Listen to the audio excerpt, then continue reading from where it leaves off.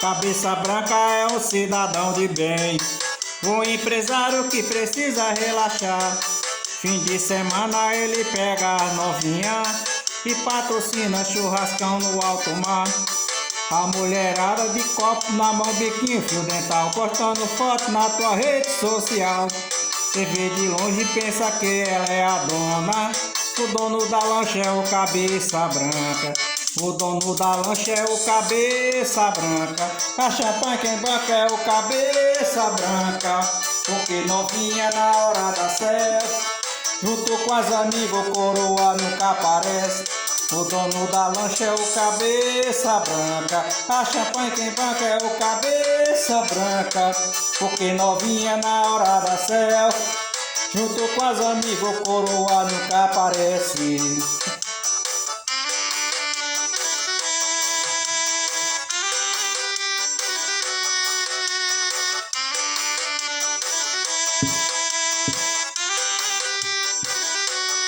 Cabeça branca é um cidadão de bem, um empresário que precisa relaxar.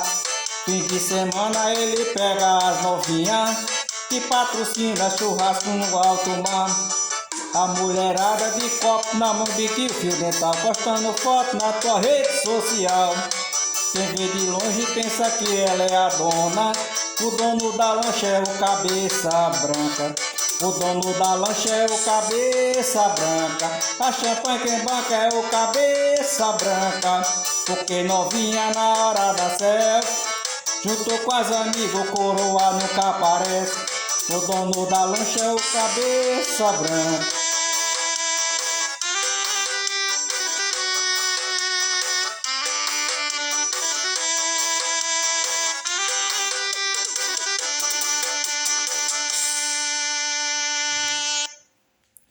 Valeu, boa noite. Desculpa aí alguma coisa aí.